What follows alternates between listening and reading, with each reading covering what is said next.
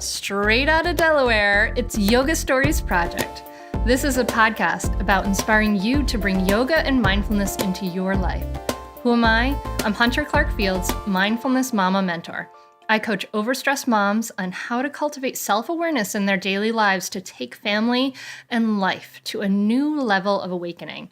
I've been practicing yoga and mindfulness for over 20 years and have taught thousands of women worldwide. So thank you for being here in today's episode of Yoga Stories Project.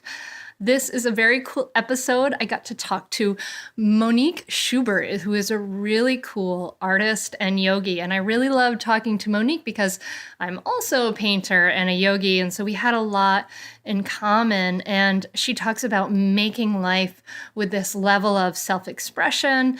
And we talk about bringing yoga and bringing these tools for better living and more inspired living to everybody in her communities in the Bronx and all around New York. So cool. And then again, we have this crazy Rhode Island connection. So crazy how us Rhode Islanders get around. Anyway, first I wanted to thank someone for an iTunes review, but no new reviews. So sad. Please go and give Yoga Stories Project a review on iTunes. It takes a few minutes of your time, I know, but it really, really helps get the word out and helps share these awesome, inspired ideas with more people. And it really helps the show a lot. So I would really, really appreciate if you can give a review. This episode is sponsored by ChooseToBeNice.com, and Choose to Be Nice is an amazing site, and you can get amazing stuff there, and you can go there and do their Choose to Be Nice pledge, and they do work with schools helping to stop bullying. And kind of selfishly, what I like best about Choose to Be Nice is that they have a very, very high quality, cozy, lovely sweatshirt, as well as hats and stuff that say Choose to Be Nice. Like, what a great message to be wearing in a super cozy sweatshirt. And now, just in time for the holidays, you can use the coupon code HUNTER20 to get 20% off of any of their merchandise. So just go to ChooseToBeNice.com and use the coupon code HUNTER20. The other sponsor for this episode is my coaching. Right now, I'm enrolling 5 women in, I have space for 5 people in the year of transformation. So this is the only time of year this is going to be offered. The year of transformation is an incredible program that will take you through amazing changes where I'm going to hold your hand all the way through to take you into a higher level of self-awareness with yourself, with your relationships with your family. We will get you an unstoppable mindfulness practice that will just really take you to the next level, and you'll learn incredible communication skills. I really feel like these skills are like, these magical powers, but it's hard to do it on your own.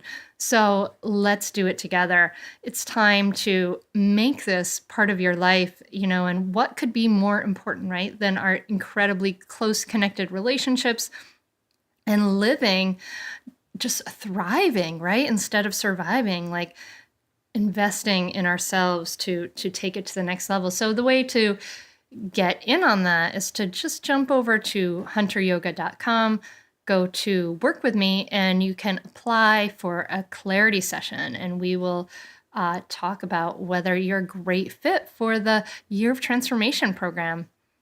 And that deadline for that is coming up. So if you're listening later, you may miss it, but the deadline for that is December 20th. Okay, I think that's it, folks. So glad you're here. On to this episode. Hi, I'm Hunter, and welcome to Yoga Stories Project. I'm excited to talk to another fellow Rhode Island-born yogi, Monique Schubert. She's an artist and a yogi, and for Monique, yoga, music, and art are essential and inseparable elements of life. And she launched the Om Society in 2015, a holistic lifestyle company that expands the reach of yoga into schools, workplaces, and cultural institutions. And she's also an arts educator and a teaching artist in New York. So welcome to Yoga Stories Project, Monique. Thank you, Hunter. I'm excited to be here. I'm happy you're here too. It was funny. We were talking earlier, and we all both found out we both grew up in Rhode Island. It's a crazy little state with some funky people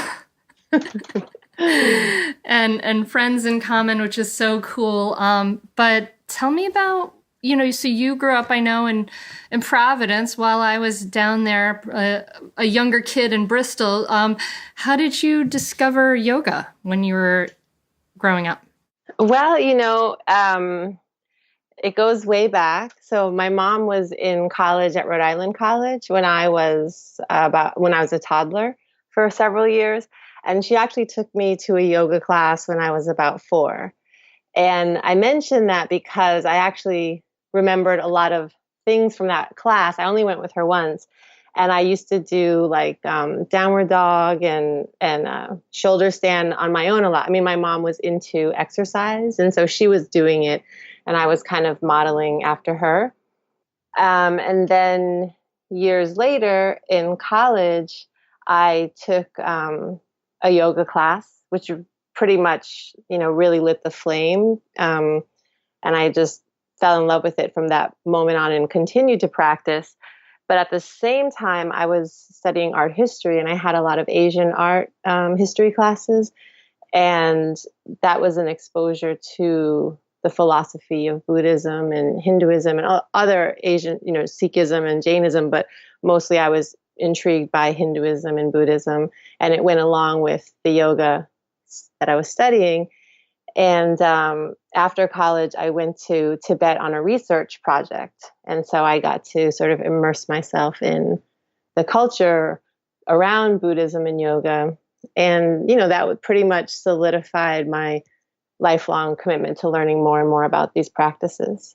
Wow. Wow, that's awesome. I mean, it's funny because I see so much of my own, we have such a similar experience of that with the art and the yoga and Buddhism. So what kind of art were you studying at school? I'm a painter like Oh, cool. yourself. Yeah. So, but you know how it is when you're in art school, you have a lot of art history classes that you have to take. And once I got past the requirements, my electives were all in African art or Asian art.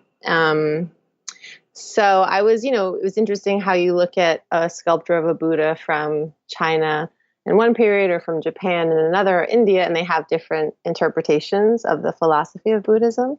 So when you look at all these different art objects, you're also doing a comparative survey of philosophy without really focusing on that as you know, the sole center of the subject. You have to learn about the objects. But for me, later on, reflecting on it, I realized I had seen a lot of different perspectives on the practices before I even started to really meditate myself. Yeah, you got to sort of compare those differences and things like that, looking at the objects themselves. Yeah, that's interesting. I've had different. I practice Buddhist meditation, and I've had different responses to different sculptures and statues and styles of of depicting the Buddha, and yeah, I loved seeing you with that picture of the RISD Museum Buddha, which has always been my very favorite Buddha. Always, always, always.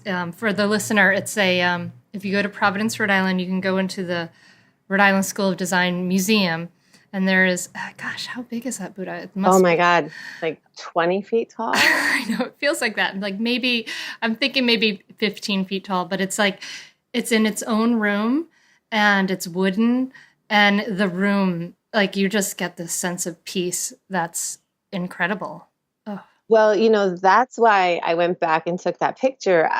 Because, as an adult, I look back and I was like, what do I first remember about learning about Buddhism? And I was like, it has to be seeing that statue on a trip to the museum when I was, in grade school. yeah, that's probably the same first exposure for me too, actually, now that I think of it.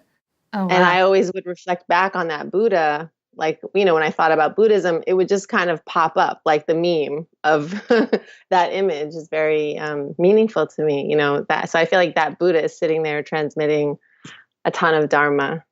Yeah. So it's really good. Yeah, yeah. So, wow, so cool. So and now when I think of painting and artwork. And I think of, yoga and meditation and things like that. I see a lot of sort of overlap in them as far as like self awareness and self understanding and things like that. And I'm wondering what your thoughts on that are.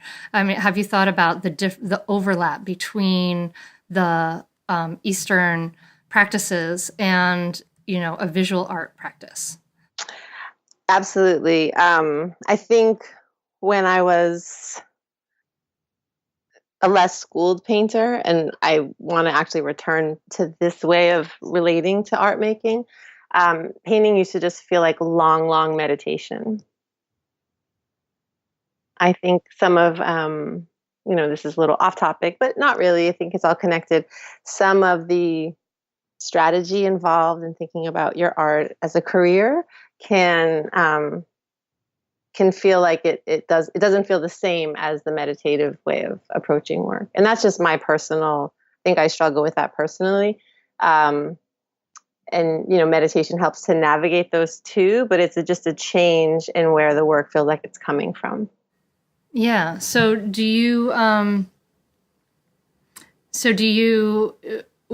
when you were in that state of like working where the work felt like a meditation, were you practicing meditation at the same time? More so practicing yoga, like just a lot of asana. Um, and I don't think that, like, for whatever reason, my yoga practice and my art practice, um, don't think like meditating more makes art seem different. I think I just started, I moved to New York, and you focus on other like benchmarks of what you're doing as an artist. And so for me, I've been just really feeling lately like I want it to feel more like a meditation. I want to be a little less strategic, even though I know that's not how a lot of artists approach their work. I'm trying to get back to this original kind of place of coming from. Yeah, yeah. I mean, that's an incredibly challenging, role to go into the New York art world and to be. I mean, imagine the stress and strategy involved in that is like enormous. Yeah, for sure. So tell me about you got deeper into yoga. You went to Tibet. I mean, that sounds like an amazing trip. How did you start to? How did you? Tell me about Om Society and what that is and launching that. Well, I moved to New York in '01 and started teaching yoga. It was right after teacher training, and I had a lot of different experiences teaching yoga. I taught in studios. I taught where you go to people's workplace. I would be invited to different cultural institutions, um, and also I was for a time teaching yoga and meditation to incarcerated teenagers. So I just really had this broad picture of how yoga was working in all these different environments. And over the years, I also shifted my focus, where I started teaching less in studios and really focused more on uh, engaging the public in a more intentional way of practicing yoga. So I teach at Socrates Sculpture Park, which is outdoors every summer. It's seasonal. And it's nice because it's an art park. So it works for me in terms of it's in an artistic environment. It's a community class, meaning it's free to the public.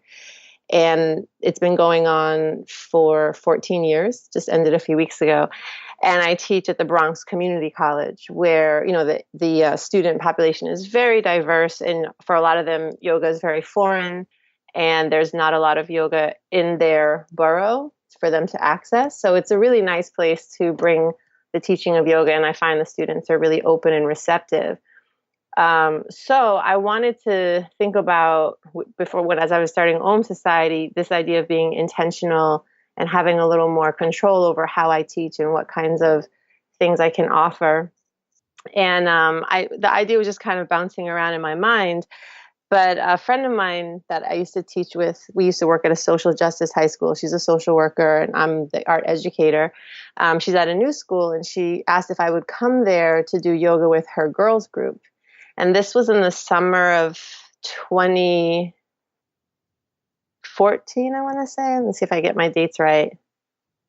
Because we met, it was in the we worked the 2015 to 2016 school year. So 2015 in the summertime, she asked me to come and teach yoga to her girls. And this was right after there was this incident in McKinley, Texas at the pool party where the kids were, asked to leave the area of the pool.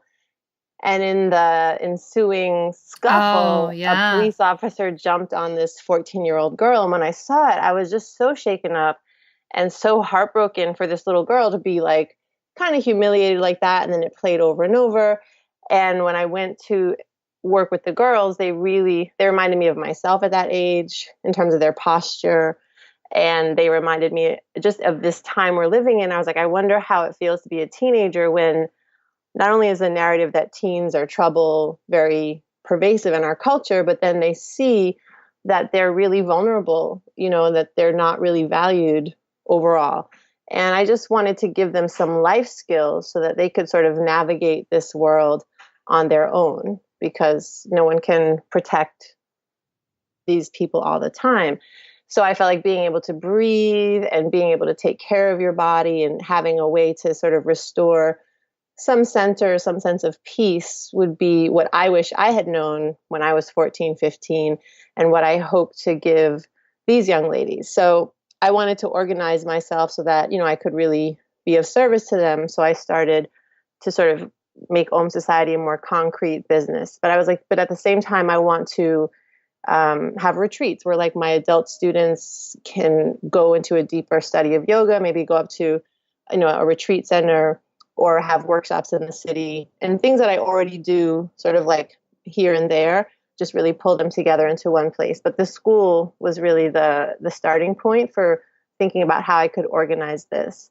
And so I volunteered at the school for the first year, and this year is the second year of the program. And I have now some grant funding for it. And so the phase 2 is to start working on the workshops and the retreats.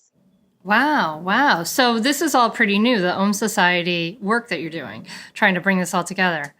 It is. I feel like I've had a lot of experiences, in different places and different scenarios, even being a teaching artist and kind of seeing that while the arts are really therapeutic and they also help students learn in a different way, a lot of these kids have a need for a better understanding of self-care. And it's something I can't always do in my role as an arts educator because I have other stuff that I'm tasked to do. So I wanted to create something which over time can hopefully give those, an opportunity to learn those skills. Wow. So that's wonderful. That's wonderful work. It sounds like you might be interested. I mean, you've probably heard of the work that like Ali Smith and they're doing in Baltimore with the Holistic Life Foundation. Have you heard of that? I haven't. Oh my gosh. To say. You have to check it out. And I was talking to him about being on the podcast, but check out the Holistic Life Foundation, and they've been working in Baltimore with kids who needed, self-care and things like that. And there's this wonderful thing where they're working in the schools, and they've they managed to replace detention in schools with like a yoga meditation room for the kids where they can go and relax and chill out and take care of themselves and then go back to class. Like, oh, that's great. Isn't that amazing? I just love that. I love that. So it's awesome. I love seeing people do these different threads of people doing this through, different places. So you're obviously seeing this, yoga and mindfulness practice, meditation as a sense of self-care for these kids as a way to kind of ground them, and you want to share that. So in your own life, like what did yoga and mindfulness give you that you were needing in your own life? Ah, that's a great question. I often tell my students this, particularly in the Bronx, that I started yoga because I had terrible posture. And I had terrible posture because of some of the experiences I went through growing up in Rhode Island. And not to slam the state, it was actually everything is part of the whole, right? But I felt very socially awkward at school. And I reacted to that by wanting to shrink into myself. So when I started to do yoga and feel my back being straight for the first time in a really long time, it was exciting to think that I could change this thing about myself that I thought was just stuck, literally, physically stuck. And when I studied with Maya, one of the things that she's very skillful at is really this mind-body connection. She had so much experience, and she kind of helped me understand what the process of transformation might involve. And sometimes after doing the poses, I would feel all this just negative emotion, to be honest. And it was a lot of whatever I had been stuffing down that was reflected in my physical posture. Does that make sense? So I felt it was really overwhelming because this was like, 10 years of just stuff that was just stuffed down. And I always tell people it took me about 5 years of consistent practice to see some significant and lasting improvement in my posture. It took that long to undo some of the just habits, ways of thinking and being that I had gotten accustomed to. So going through that process and realizing that yoga wasn't just physical, that it was really working on these emotional and psychological postures, I could call them that. It just made me wonder what else was possible through yoga. And also you just end up feeling better. Like, right, you don't have backaches, you're standing better. Random strangers stop telling you to stand up straight. Your life just improves in many different ways and you feel better emotionally. And all this energy is freed up to focus on other things that are of interest to you. And then, life throws you a curveball and there's something else to deal with. And you're like, what do I have? Just go back to yoga, So that's just been my relationship with yoga through good times and bad for the last, many, many years. I love that, like straightening your spine, from in all ways. That's really, really cool. And that's that, it's funny because our language, we have trouble talking about that. Cause then we say I'm, more, feeling better psychologically. But it's all really the same thing as you start to do that with the body on, creating these postures. It creates a change inside, which is so, so cool. Yeah, that's amazing. I mean, I imagine having grown up in Rhode Island myself and kind of knowing the culture pretty well, I imagine it would be really hard to be an African-American kid in Rhode Island. Like, I had, in my class in Bristol, Rhode Island, we had one Black kid in my class and it was tough. It was really hard for them. And there was a lot of racism.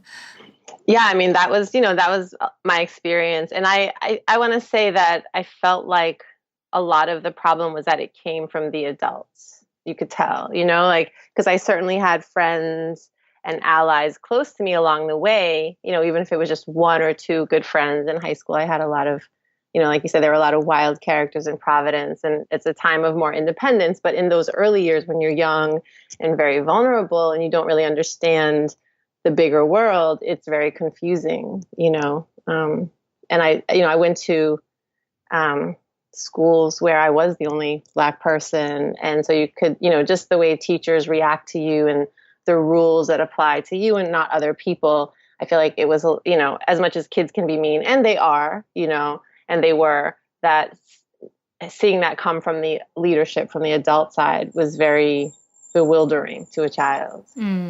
Yeah. That's that lack of support. That's horrible. You want to have at least that support in one sector, right? If it's not from the kids. So you had all this stuff coming out from your asana practice, which, makes a lot of sense. There's, that saying, your issues are in your tissues, which makes it sort of trite, but it's like so true that we hold these tension and stuck places in our bodies. Did you find that coming out, this experience coming out in your artwork too? I think yes, because and at the time I was doing a lot of abstraction. So it was a very easy way to talk about things that, I feel like one of the beautiful things about yoga is that you don't always have to put language on what you're experiencing. You just have these experiences, and even if someone says, hey, this may bring up difficult emotions and here's how you deal with that. You know what I mean? That's different for everyone in the room, but the same technique can be used. So painting from abstraction was a really easy way to talk about and process those emotions. Mm. Yeah, yeah. Does it ever make you wonder, like, what's going on with the rest of the world who don't have painting and or yoga or mindfulness? Like, what's going on? They must be suffering. Well, I feel like people have different ways. I feel like some of that I think is the artist angst. Yeah, yeah, yeah. That and that may be how a lot of hardcore meditators and yogis feel like we're trying to understand the world, which is kind of a big task to set to ourselves. And we're like, well, maybe this painting is going to help me understand the world or myself, or maybe this posture, or maybe this meditation. And I feel like other people have different questions that satisfy them when they answer them. So I don't think we all struggle for the same, relief. I think people can find it different ways. But I don't know. It's hard to say. I do wonder how people's bodies feel who don't exercise, because I'm like, I imagine the physical tension, but I also see people who find all these different ways to let go. And sometimes I'm like, oh, I wish things were more simple for me. Yeah, yeah. I mean, you might be pointing to that sort of truth that it's like, a lot of people who come to yoga and mindfulness, like, we really need it, Yes. And the same, like, in some sense with the artwork, right? It's like, oh, we need that. You need that. But I had an interesting conversation with a friend who's like totally a different mindset than me, works in business and, just enjoys life in a different way. And came to one of my openings and and this person also runs for exercise and for well-being, and was like, wow, it must be cool to have such a creative outlet, and I was like, that's interesting from someone who does, because I often assume everyone needs to have a creative outlet or does have some form. And some people are like, no, I just enjoy, running and like a good meal, hang out, watch a football game. Yeah, yeah. It sounds it's kind of like a whole foreign set mindset for for an artist, and yeah, I feel you. So you're doing a lot. Like, I'm thinking of myself because I've been working as a painter, and I've been working as and now teaching yoga and teaching mindfulness in sort of a larger format. And it's really challenging to be an arts educator and to be a yoga teacher and to be an artist and make a living in a city like New York and to be doing all this stuff. I mean, do you find yourself overwhelmed at times with all this work, and how are you balancing all this? I really often feel like it's only possible because of my yoga and meditation practice, that I'm able to do what I do. I really feel like it goes hand in hand. I feel like having a meditation practice has made it easier to be an educator over the years because I really don't sweat the small stuff. There's a ton of little things that could really frustrate you. And maybe because I've been teaching for a while and practicing better self-care, I really allow to allow things to be beyond my control and just really put my best energy and intentions on the things that I do have control over, like how I speak to the students and the kind of images I bring them to get their attention and the way that I teach them, so that my goal is for them to want to participate, so I don't have to manage behaviors that can become draining to manage, right? So having that perspective as a yoga teacher really helps me in the classroom. In addition to just the relief of having your own yoga practice and just being able to like let go of things and clear your mind so you can switch to something else that you want to focus on. So that's how I kind of manage the work obligations. Teaching yoga always is energizing to me. So in addition to my own practice, like when I go teach in the Bronx or I go teach in Socrates, I think because I've pared down my teaching to classes that are really rewarding, it's easy to do it and it feels like a gift. And it also feels like, okay, during the week I teach children who haven't chosen me as their teacher. I just show up and we work with each other the best we can. But in the other places, people have chosen to come and study with me. So that makes the dynamic different. And it feels like I get to teach adults who really want to learn. And that just is a very gratifying experience as a teacher. So the balance, like I'm of service to the children, and sometimes it's a struggle because of where they're coming from. And then when I go teach the adults, it's a little bit easier for me.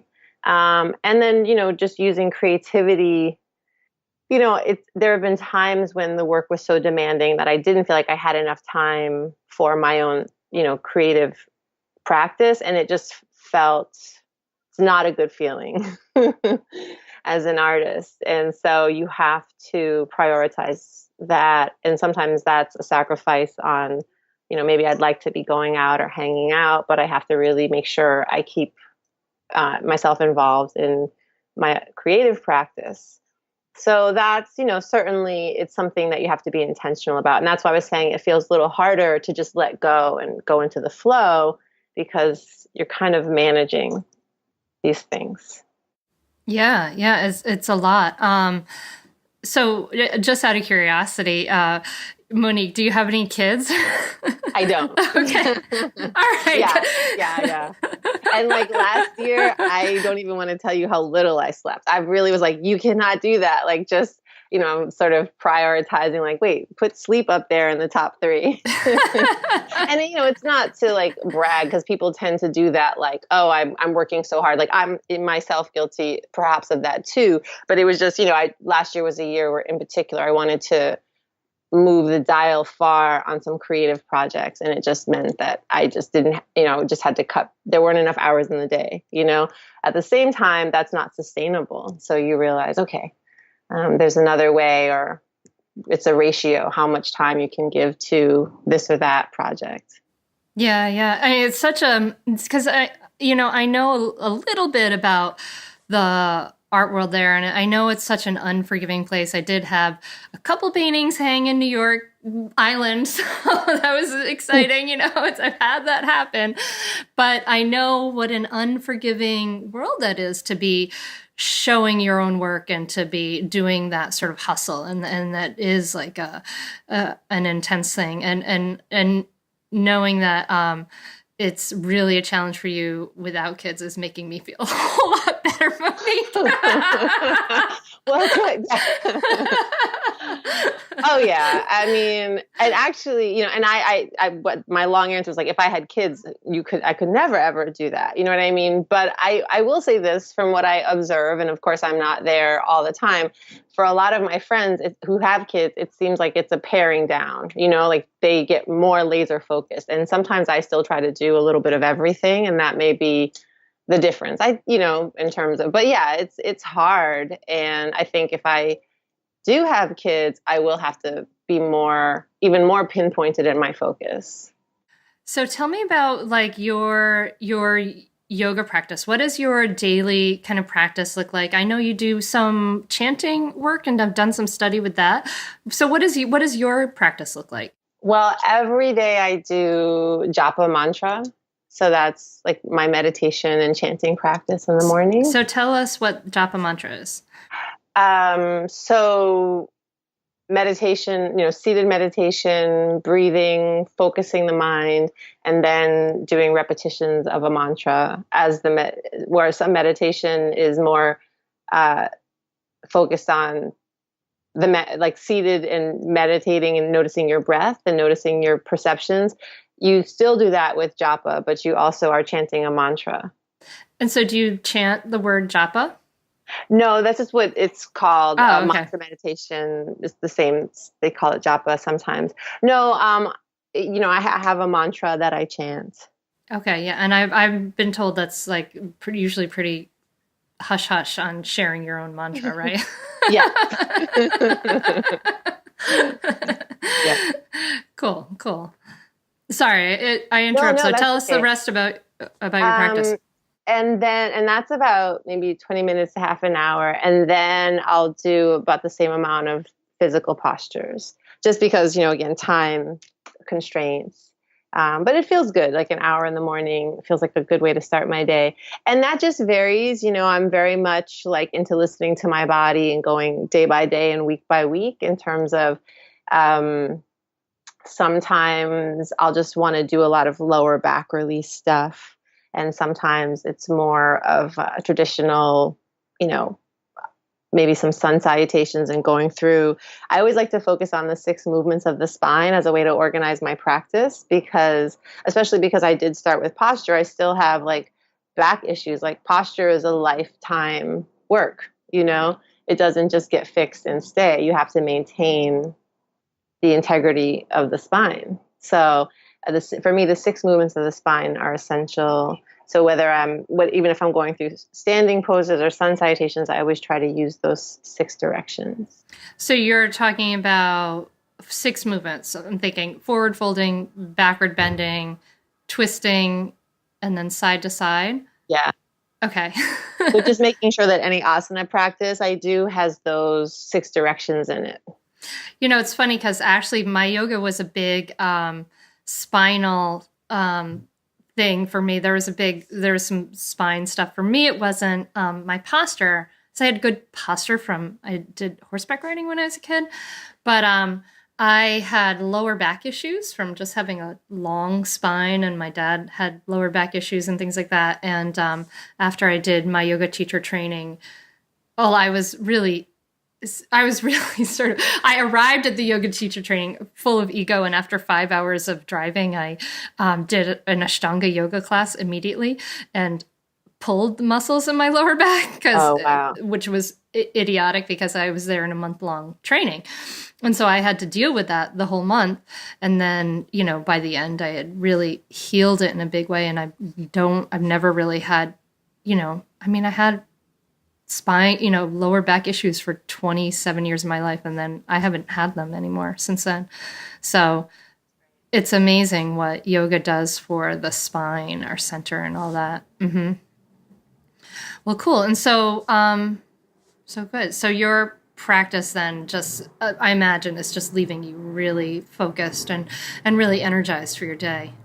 Yeah. And that's, essential. I try to, make sure I start the day like that, because especially when you're going out and working with students, once I sort of got in the habit of that, and I've had the mantra for like 9 years, and it took a few years to really get it like established. It was a new thing at first. And now I have this balance between meditation and asana, but I just noticed such a difference, overall over time. And, it's like I can't start my day without that. So paint us such a difference. Paint us like a before and after picture.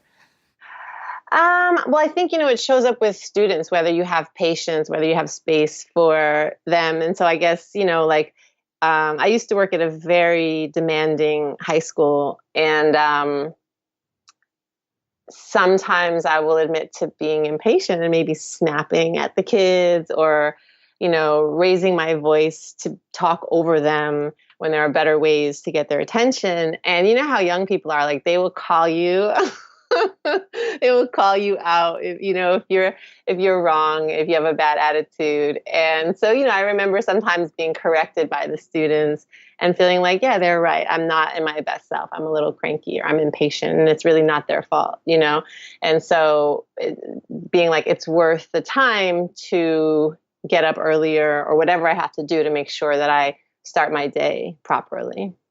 Yeah, I'm sure it makes all the difference in the world. I taught for 2 years as like the only art teacher in this pretty tough high school in Delaware. And it was kind of it was the pre yoga teacher training, pre meditation hunter, and I had panic attacks in the parking lot. Oh my God! Not because I love to teach the kids who wanted to be there and learn. And I had like my art kids would hang out at lunch with me. But the whole situation of the school was so stressful that it was, it really felt, for me anyway, it was overwhelming. Yeah. Yeah. It's an intense job. Cool. And you can really feel like if you know, on your days that you're centered, it's such a difference than on the days that you're open to reacting to whatever is coming at you, you know? Yeah. Yeah. So cool. It's been really wonderful talking to you about this work that you're doing. So if we think about the listener, I'm trying to think about what would be their takeaway from looking at this sort of life of, that you have of creativity and art, and you have this life of service that you're doing. What do you what do you recommend for people as far as like starting their own maybe chanting practice, or maybe starting their own practice for people who are, maybe have done classes here and there and have interests, but are having trouble kind of developing their own practice? Sure, that's a great question. I'll speak about chanting first. It's close to my heart, and I just did a workshop at Kripalu just in August about chanting and how to sort of have more of a relationship to chanting yourself. I mean, I would recommend, looking around to see if there are groups who do chanting where you can join them and learn, because I know I studied or was participating in these AMA chanting groups in New York City, and just listening for a while before I started, taking that creative risk to join in and then to even, be one of the leaders in the chanting. But it was well worth it. And there are lots of different disciplines of chanting or group singing. And that's been proven to like lift your mood, even joining a choir or chorus. So if people feel like that's something that they would enjoy doing, there's sound healing, there's toning, there's chanting, there's group singing. And I think it's actually a really healing practice to sing in community, and something that most communities did for a really long time. And it's been kind of interrupted in our, contemporary lifestyle. So I would just encourage anyone to look for opportunities to sing. And if you think you can't sing, it's really about breathing and focusing the mind and being in community. And even just like put on a CD that you like and sing along to Krishna Das or something like that. You'll still get some of that good vibe going. And then for your yoga practice, I always give people the same advice that Maya gave me. I'm sorry, am I switching too fast to the next No, one? go ahead. That's fine. I took yoga in college, and I really wanted to have like this 90-minute practice. And I found there were a few poses that felt really good and worked for my back that I kept doing. But right after college, I would be in and out. I would do it for a few weeks, then I might fall off, and then I would be like, get back on it. So when I started studying with Maya, and I asked her, as many students have over the years, how can I get more consistent? And she was like, just do one pose a day. And almost a discipline, like don't start doing all these poses. See if you can commit to one pose a day. It might be like a few months. And then her understanding was it will eventually become 2 poses and 3, and it will just grow in your life in an organic way where you have time for it and you know how it fits in. Otherwise, you try to impose this 90-minute or whatever structure. And then if you miss it 3-4 days in a row, you're discouraged and you just kind of let it go. And I found that worked really well for me. And I've, often share that in the hopes that people will have their own practice, because I think it's important to have your own practice.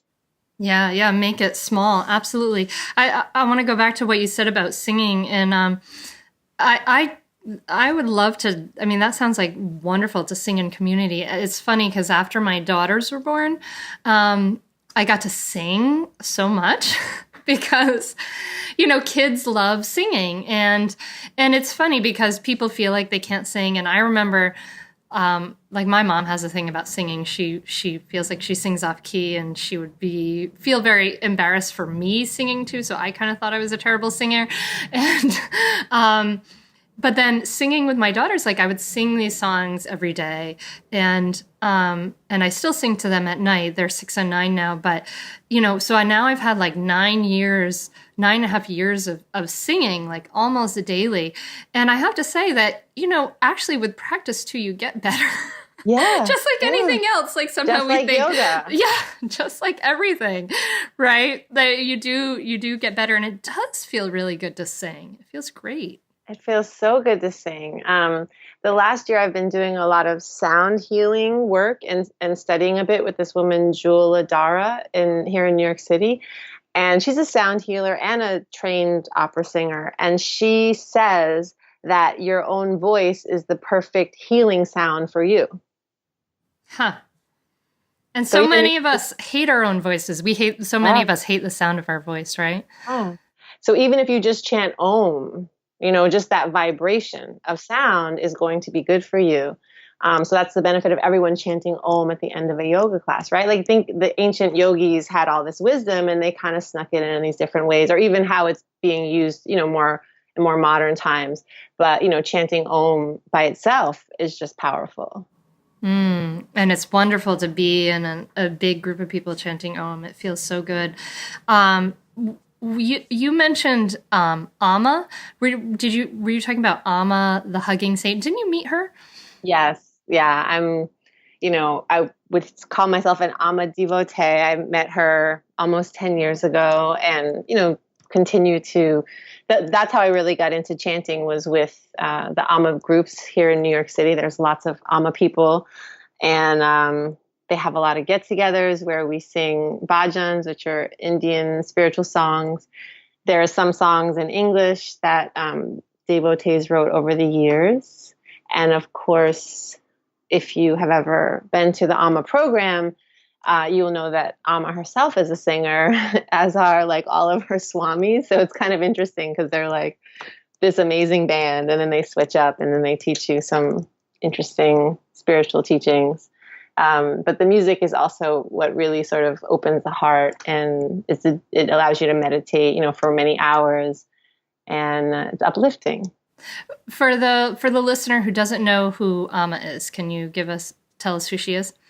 Sure. Amma is a woman from southern India that people call the hugging saint because she travels around the world hugging people, and people find her that's her darshan. Her teaching is to hug, to express compassion and human connection, and people find it beneficial in different ways. And she's built sort of many communities around her teaching and her work over the last 30 years.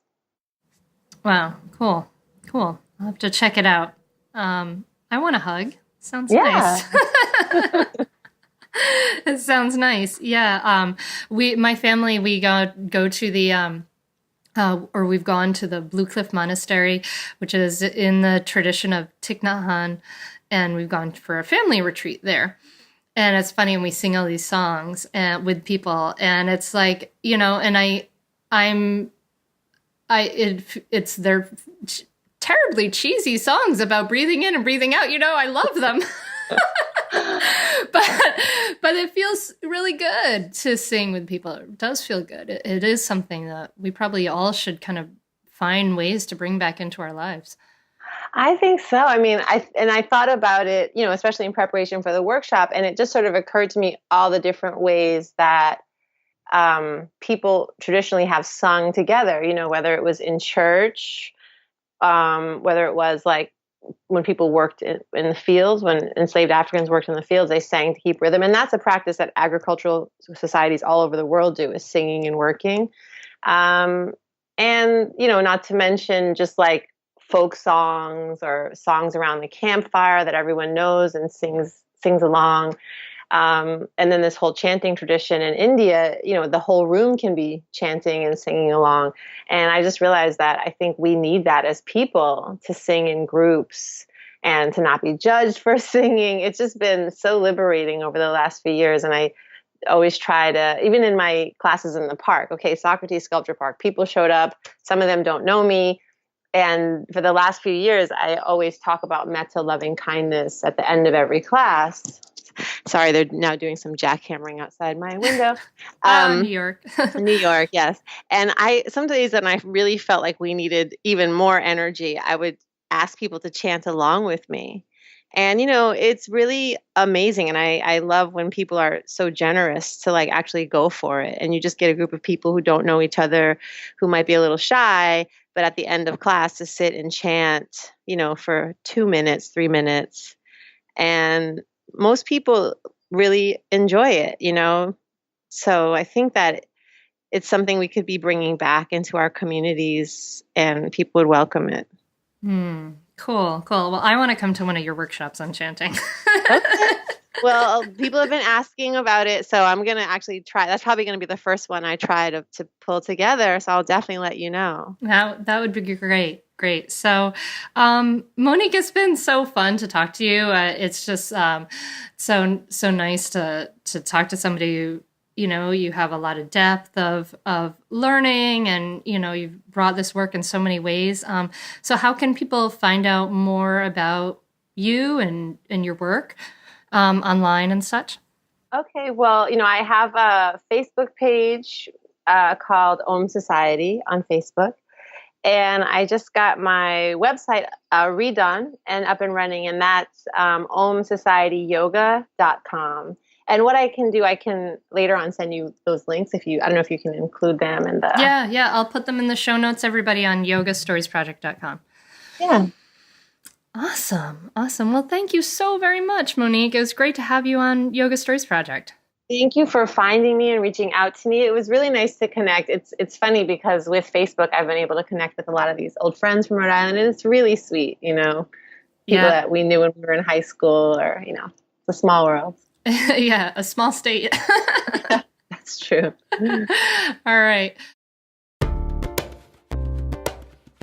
Hope you liked this episode. I love talking to Monique. I think I loved her honest sharing, really about that 10 years of stuffing stuff down and really using yoga to move that emotion around. Such a beautiful, beautiful sharing. So I hope you got a lot out of it. If you did, the best way to share this episode is to tell friends, and then also give me that iTunes review, give the show that iTunes review. And remember, this episode is sponsored by Choose to Be Nice. You can go over to choosetobenice.com and get 20% off of their awesome stuff. Really, really high quality, with the coupon code HUNTER20. And then finally, I have 5 spots open in my Year of Transformation coaching program. The deadline for that is December 20th, so hop over and apply to do a clarity session, and we can talk about that. So, as always, the show notes are on yogastoriesproject.com, and I want to thank William Fields for the incredible music. Honey, you do just such a good job, even though you're probably not going to hear this. Thank you. And thank you. You are an amazing listener. You have so much power within you. I believe that. And I want you to go out and take inspired action in the world. And just use this episode, use this learning, use this as nourishment for your good seeds to then share it in the world. So have a wonderful week. Namaste.